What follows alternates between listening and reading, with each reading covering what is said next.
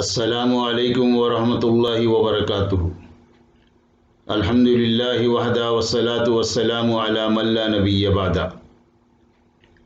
معزز سامعین، دوستوں، نوجوانوں اور بزرگوں، لائف ٹیکنکس چینل میں آپ تمام کا خیر مقدم ہے۔ محترم سامعین، حج اور عمرے کے مسائل کی سیریز میں آج کا موضوع ہے احرام کے مسائل۔ عمرہ یا حج کے لیے احرام باندھنا فرض ہے۔ احرام کے لباس میں تہبند، چادر اور ایسے جوتے جو ٹخنوں سے نیچے تک ہوں شامل ہیں۔ ایک حدیث میں آتا ہے، عبداللہ بن عمر رضی اللہ عنہما سے روایت ہے کہ نبی کریم صلی اللہ علیہ وسلم نے فرمایا، تمہیں تہبند، چادر اور جوتوں میں احرام باندھنا چاہیے۔ اگر جوتے نہ ہوں تو موزے پہن لو، لیکن انہیں ٹخنوں سے نیچے تک کاٹ لو۔ اسے احمد نے روایت کیا ہے۔ اگر محرم کو احرام باندھنے کے لیے تہبند نہ مل سکے تو پائجامہ استعمال کر سکتا ہے، اور اگر ٹخنوں سے نیچے تک کا جوتا نہ ملے تو عام جوتا بھی استعمال کر سکتا ہے۔ ایک حدیث میں آتا ہے، جابر رضی اللہ عنہ روایت کرتے ہیں، رسول اللہ صلی اللہ علیہ وسلم نے فرمایا، احرام باندھنے کے لیے جوتے نہ ملیں وہ موڑے پہن لے، اور جسے تہبند نہ ملے وہ پاجامہ پہن لیں۔ اسے مسلم نے روایت کیا ہے۔ اگر محرم بھول کر یا لا علمی میں سلے ہوئے کپڑے پہن لے، یا سر کپڑے سے ڈھانک لے، یا خوشبو استعمال کر لے، یا ناخن نوچ لے، یا بال اکھاڑ لے تو اس پر کوئی فدیہ یا دم نہیں ہے، البتہ یاد آتے ہی یا علم ہوتے ہی اس کام سے رک جانا ضروری ہے۔ اور ایک حدیث میں آتا ہے، یعلا رضی اللہ عنہ روایت کرتے ہیں، جب آپ صلی اللہ علیہ وسلم جعرانہ میں تھے تو ایک آدمی حاضر خدمت ہوا، اور میں اس وقت آپ صلی اللہ علیہ وسلم کے پاس موجود تھا، یعنی وہ سائل جبہ پہنے ہوئے تھا اور اس میں خوشبو لگی ہوئی تھی۔ اس نے عرض کیا، میں نے عمرے کا احرام باندھا ہے اور میں نے یہ جبہ پہن رکھا ہے جس پر خوشبو لگی ہے۔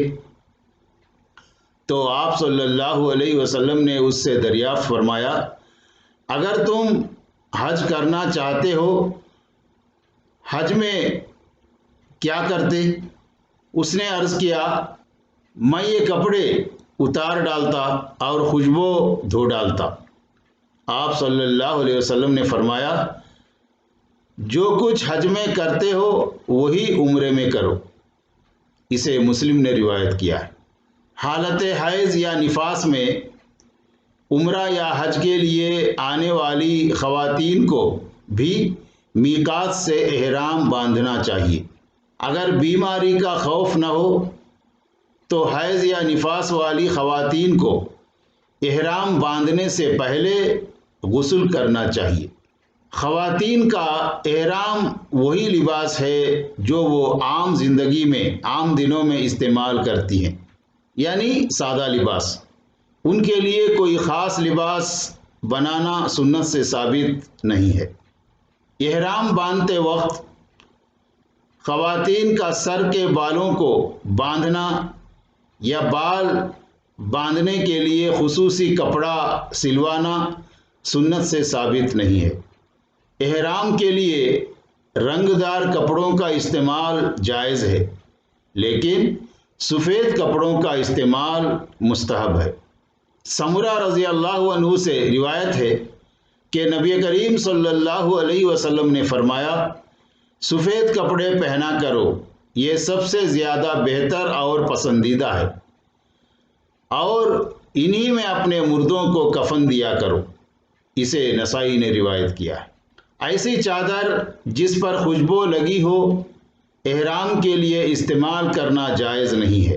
ایک حدیث میں آتا ہے، عبداللہ بن عمر رضی اللہ عنہ سے روایت ہے کہ رسول اللہ صلی اللہ علیہ وسلم نے احرام پہننے والے کو ورس یعنی رنگ کی ایک قسم اور زعفران میں رنگی ہوئی چادریں استعمال کرنے سے منع فرمایا ہے۔ اسے ابن ماجہ نے روایت کیا ہے۔ احرام باندھنے کے لیے غسل کرنا مسنون ہے۔ ایک حدیث میں آتا ہے، زید بن ثابت رضی اللہ عنہ سے روایت ہے کہ انہوں نے دیکھا کہ نبی کریم صلی اللہ علیہ وسلم احرام باندھنے کے لیے الگ ہوئے اور غسل فرمایا۔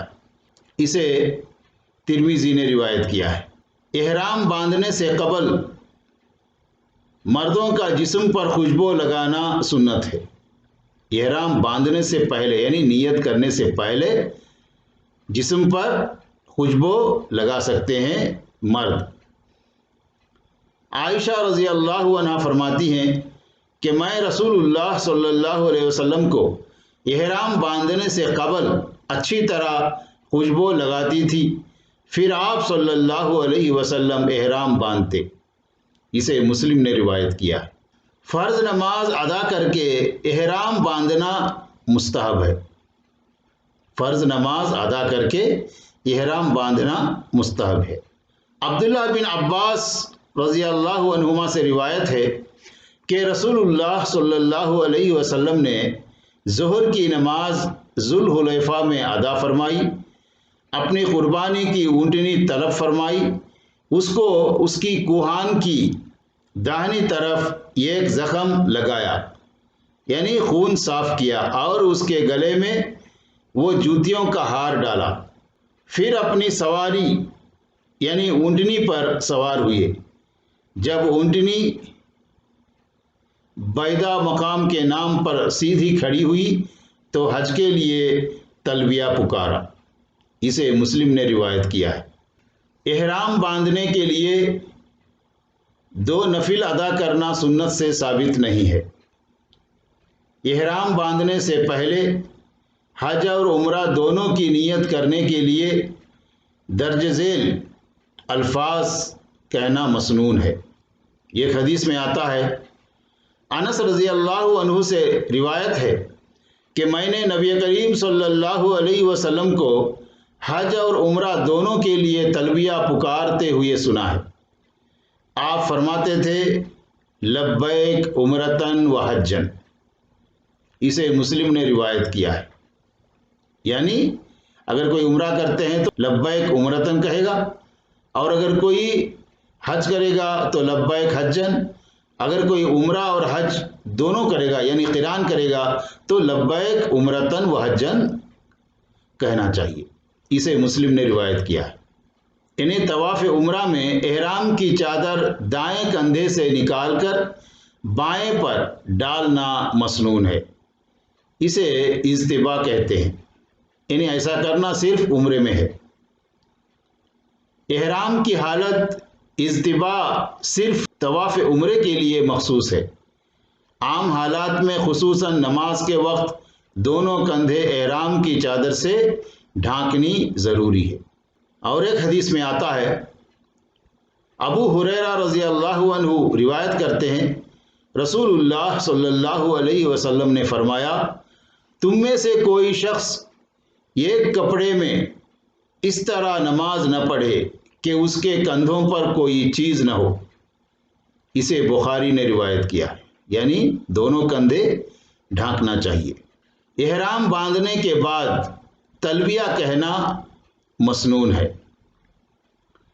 میقات سے قبل احرام باندھنا جائز ہے، لیکن میقات پر پہنچ کر باندھنا افضل ہے۔ میقات سے پہلے احرام باندھنے کی صورت میں احرام کی نیت اور تلبیہ میقات پر پہنچ کر کہنا شروع کرنا چاہیے۔